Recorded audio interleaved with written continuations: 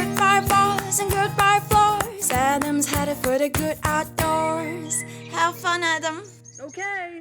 The Good Outdoors is back in beautiful Cleveland, Ohio, and today joining me is my friend Deena. Hey, Deena, how's it going? Hey, it's so good to see you. Good to see you too. It's been a minute since we've hung out. How's life? Life's going well. Good. Well, Deena, I'm glad you're here. You've lived in Cleveland pretty much your whole life, right? Yes. Do you feel like you're pretty tapped in onto what's happening in your city?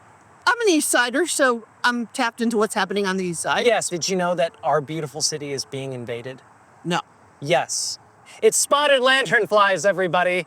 So, Deena, what do you say? We go find some spotted lanternflies and maybe help take care of the problem? I'm game. Have you ever had any experience working with bugs or anything like that? No, I am not outdoorsy at all. Yeah. I was stung by a bee for the first time last year at age 46, and that's because the bee came into my house. Did you do anything to provoke the bee? No, I didn't even know it was there. It was on our couch. And so that's really the closest you've been to the outdoors in a while? Yeah, it felt very outdoorsy to me. Well, let's go expand that outdoors experience. Come on. Looking forward to it. Let's do it. Really? In the house on the couch? Yeah. Oh my God. Well, Deena, I have some good news. Spotted lanternflies don't bite or sting, so we don't have to worry about that. What exactly are spotted lanternflies? So, long story short, spotted lanternflies arrived in the United States as an invasive insect in 2014 on the East Coast. And since then, they've been working their way west, and they're now in Ohio. And the reason that's not good is because they're a real threat to some of our native trees, and especially grapevines. They love eating grapevines. So we're just gonna look at them? We're not just gonna look at them. Since they're a problem, we're gonna kill them, Deena. I haven't even seen one yet. Well, I have a feeling it's because they're seeing us, but I have a trick for that.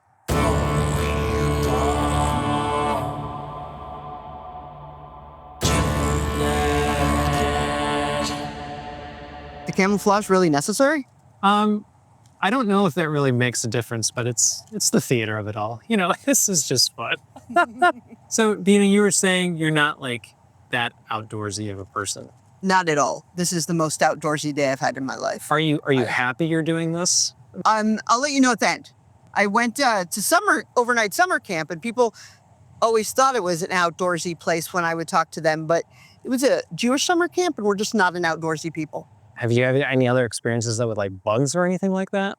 In second grade, at my school, I was one of the kids to get lice.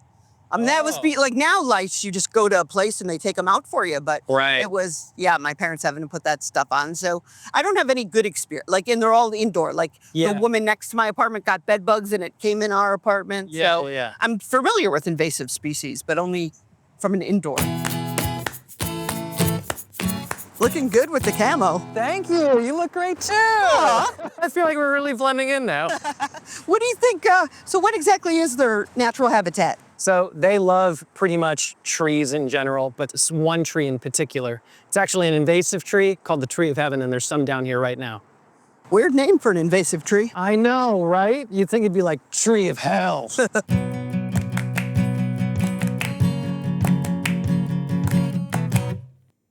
All right, Deena, we're ready to kick some spotted lanternfly butt. Oh yeah, ready. I got a lot of pent-up rage. Let's get that rage out. Come on now, let's go. They are all over this tree. They're thick. Our camouflage must be working because they're not moving at all. They're not reacting to us. They don't care. And it's because they love tree of heaven so much, and that's what this is. This is a pretty mature looking tree of heaven, and you can see they're just all up and down all over the place. Why this tree? So tree of heaven, just like the spotted lanternflies, is an invasive species from Asia. That's where the spotted lanternfly came from. And in Asia, the tree of heaven is basically their favorite food. It has a really sweet, sticky sap, which is what they feed on. And that's what they're doing. I can see sap all over, leaking out over this tree. And while they're laying their eggs, they're just basically having a huge buffet. And the problem is, a lot of our native trees also have that sticky sap. So they're feeding on our native trees and potentially damaging them. And this is where it's kind of funny. Well, it's kind of a bummer, but they're eating so much sap that when they poop, it's super, super sweet and sticky. They actually call it honeydew. and they spray their honeydew all over trees, leaves and barks, and that causes all kinds of problems. If it gets on the leaves, it stops them from photosynthesizing. If it gets on the bark, it might grow different types of bacteria or fungi that can actually negatively affect the tree and potentially kill it. So they're basically just pooping sugar sweetness all over this tree, and that's why they're so problematic. So it's like after you go to all-you-can-eat buffet and you're not feeling well. Yeah, and not just an all-you-can-eat buffet. It's like an all-you-can-eat ice cream buffet. Oh, the good stuff. The licorice, M&Ms, and then you know what going to the bathroom is like after that. And look, I got one on my leg right now, you little stinker. Oh my God, you ready? Do you want to do the honors? I really do. This is the first one. Ah! Deena. That was really satisfying. That was not bad, right? Yeah, nature's not as bad as I thought. No, Deena, I'm gonna be honest with you. They're an invasive species, and they need to be managed. They shouldn't be here. But I don't take a lot of pleasure in killing anything. Do you have any final words you'd like to share with this one that we got out of the way? I mean, I wish it kind of gone a different way. I mean, is there anything else? So let's hear that funeral eulogy. Let's hear it. You know, you tried hard, you had the good life, and your time came. And you're surrounded by love and caring, and we wish you well. That was good. What else? Oh man, I've only done short funeral. Yeah, it's okay. Thanks. So beautiful colors, the red and the gray, all lovely. You have probably left eggs as your marker somewhere, and your children will flourish and miss you dearly, and we're sorry it had to go this way.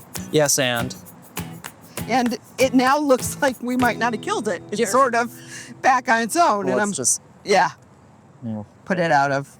We wish you well.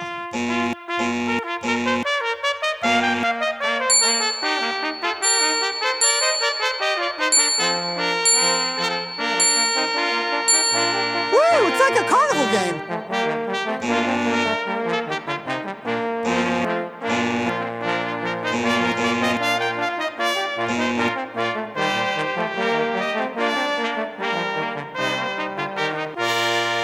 So is stopping and swatting actually doing anything?